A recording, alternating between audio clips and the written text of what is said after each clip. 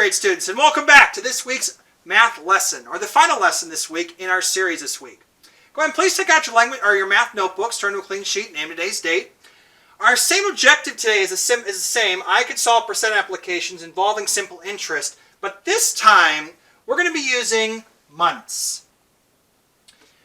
Now, normally when we do I equals P times R times T, now we're having to deal with a different unit, which is months. So let's say I have a bank account that has $500, and let's say our interest rate is 3.5%, and let's say we want to figure out how much money we're going to have in 7 months. Now, right now, I bet everyone's going, oh man, what do I got to do with this? How do I got to figure this out? Well, funny you should ask, because what we're going to do is something so simple and easy that anyone can do it. So, first things first, I equals P times R times T. So, 500 times our rate, that does not change. So, we got to change 3.5% into 0.035. Okay? And then we're going to multiply it by 7 months. Now, we're going to convert our months into years. Or how we do so is, well, first of all, how many months are in a year? That's correct. There's 12 months in a year. So I could take 7 months and just make it into a fraction. 7 over 12. Now, with your calculator, you're going to then multiply 500 times 0.035. Now, 7 over 12, so there are two ways you can do this. If you have just a normal red calculator, the calculators that I have in my classroom, you can plug all this in, including the parentheses, and get your answer. But unlike me, where I'm using a simple phone calculator at the time, you want to make sure you put 7 over 12 into a decimal.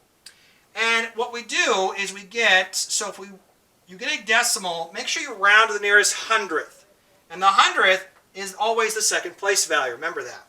So, 7 over 12 is really 0.58. So, if we take 500 and we multiply it by 0.035 times 0.58, in 7 months, we will accumulate an extra $10.15 onto our principal amount of $500 that we have in the bank. In the same respect, let's look at another one. Now let's say instead we have a credit card. And let's say again we charge, we were spending a lot of money. We spent $750 on a credit card.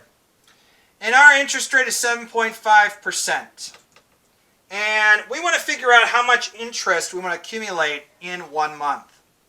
Because what's nice about the credit cards is that they have you pay every single month if you have any accumulating debt on your credit card.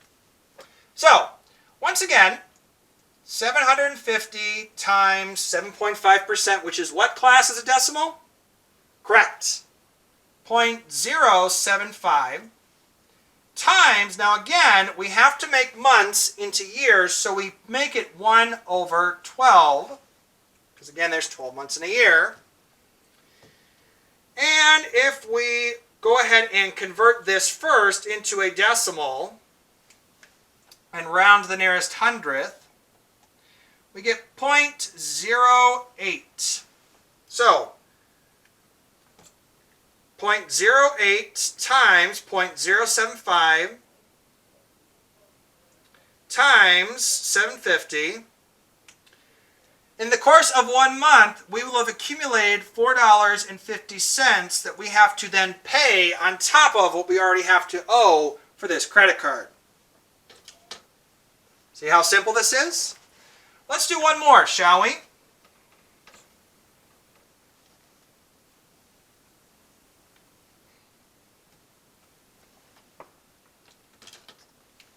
So, let's say, let's say we buy a boat. Boats are expensive. This boat was $75,000 or $7,500.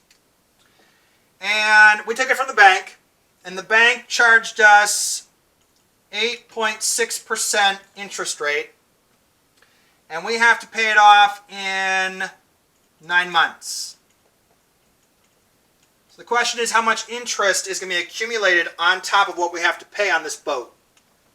I'll label that boat. All right, so once again, we take 7,500, we multiply it, so 8.6% as a decimal, we move the decimal place over twice.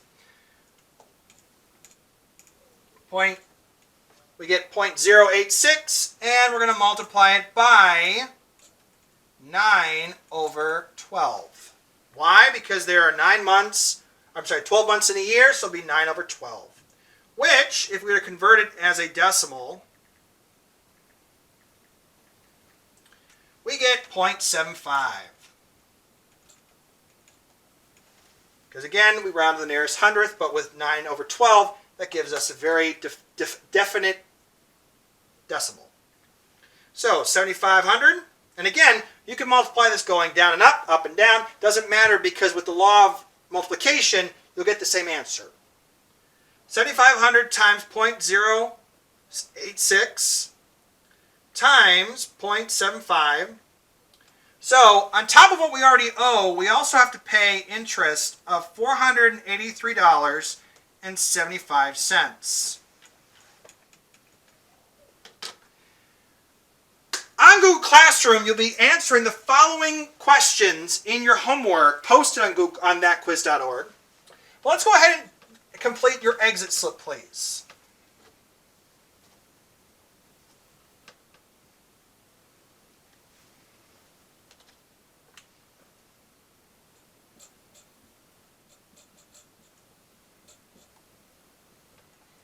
Go ahead and answer for me. Find the interest when I have a bank account of $860 and I have an interest rate of 3.5%, and I keep it in the bank, or I'm going to find out how much in 5 months. Go ahead and pause the video right now to answer the following exit slip. Okay, let's go ahead and solve it, shall we?